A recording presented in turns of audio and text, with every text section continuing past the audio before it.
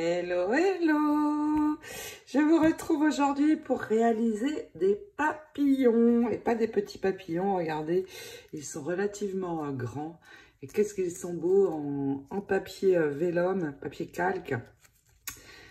Je les ai doublés pour avoir de la dimension. Et vraiment, ça va être très très chouette dans une création. Ici, celui-ci, donc que l'on peut poser sur une fleur. Aussi tout en dimension, vous voyez, très joli et surtout très grand. J'aime beaucoup. Et bien, si vous êtes prête, moi aussi, c'est parti, je vous montre.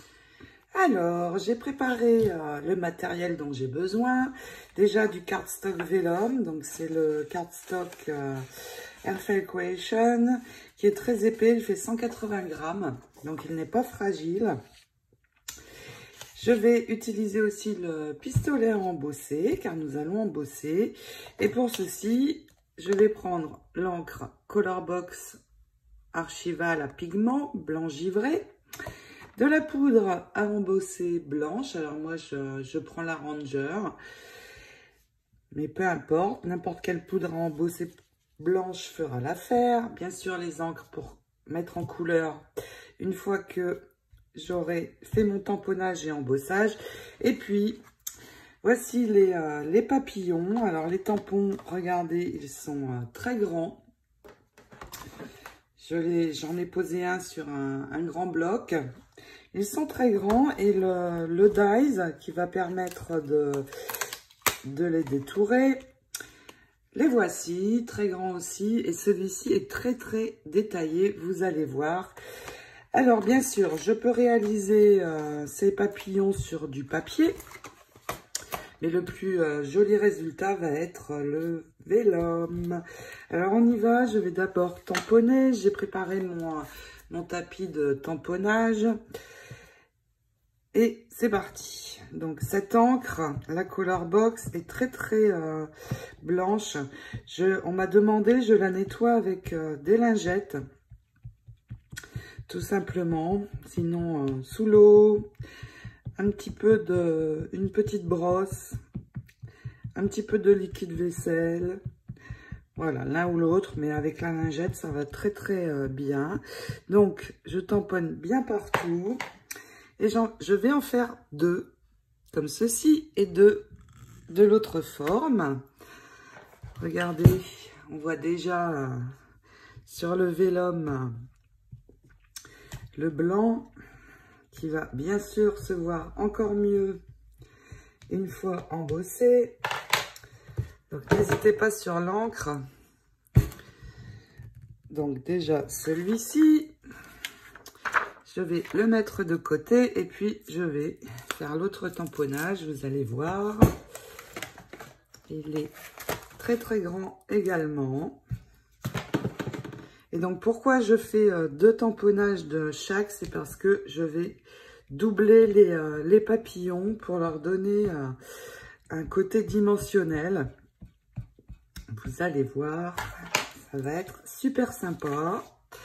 Donc voilà, deux tamponnages aussi comme ceci.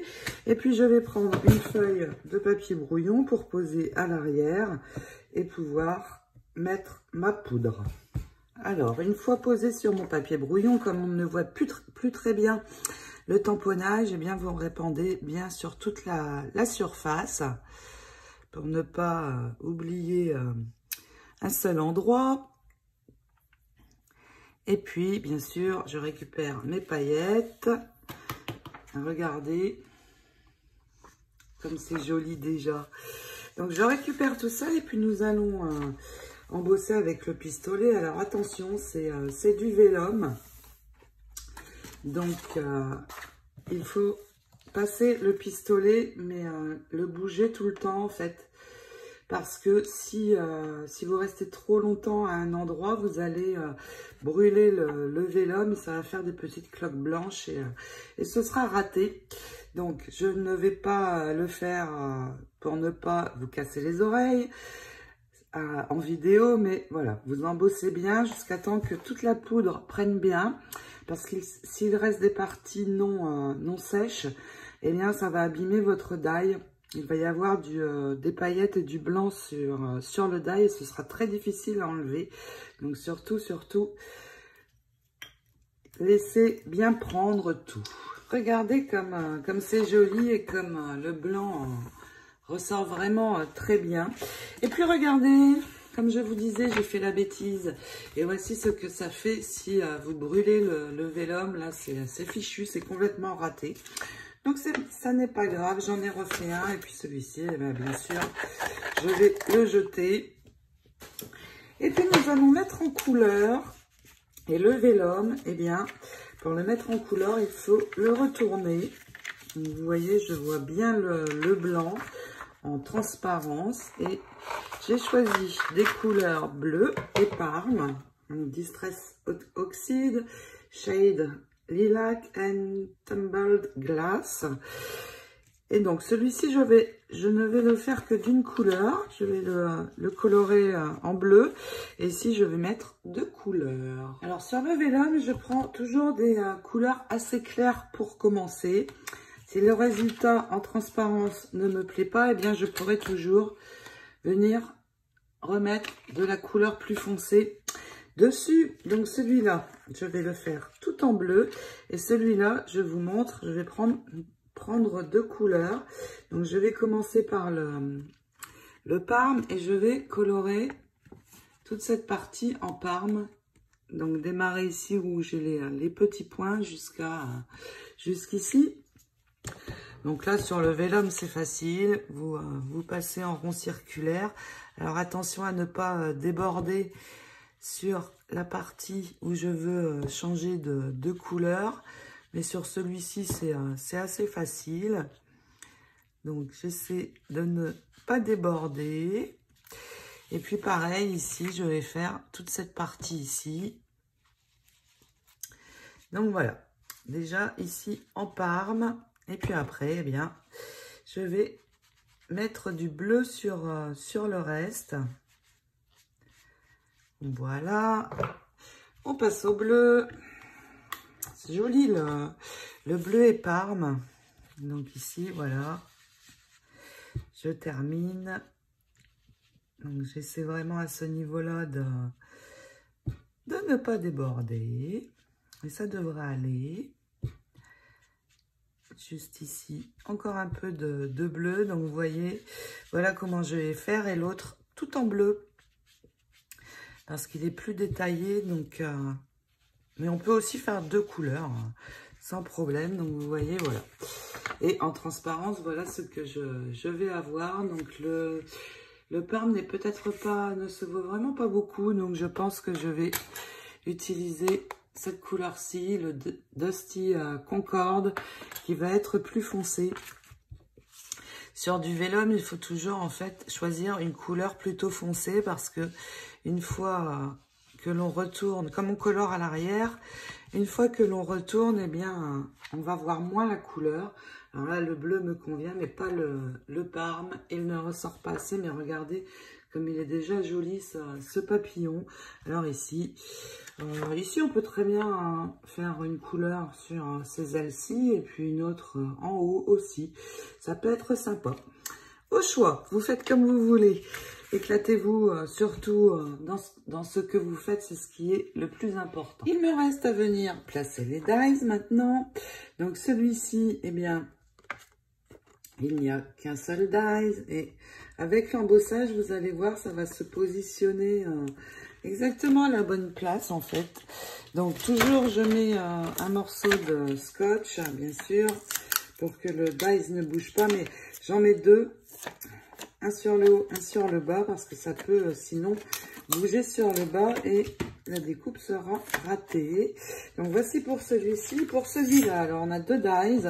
Soit on peut poser juste celui-ci pour avoir le papillon, mais on peut poser aussi celui-ci sur l'intérieur et ça va détailler le papillon. Donc je vais le faire parce que ça va être beaucoup plus joli.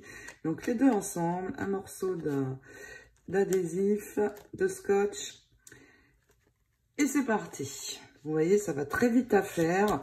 Une fois qu'on va avoir nos découpes, eh bien il n'y a plus qu'à les assembler. J'ai choisi d'en mettre 2 ensemble, mais on peut très bien en mettre qu'un, bien sûr. Je vous montre ça. Regardez comme c'est beau. Magnifique. Et le vélum, vraiment, c'est incroyable. Alors, pour celui-ci, je n'ai pas mis l'intérieur du dies. Pourquoi? Parce que celui-ci est très, très, très détaillé. Regardez. Incroyable. Je vais les ajouter comme ceci ensemble et je veux que ce soit plein à l'arrière, bien sûr.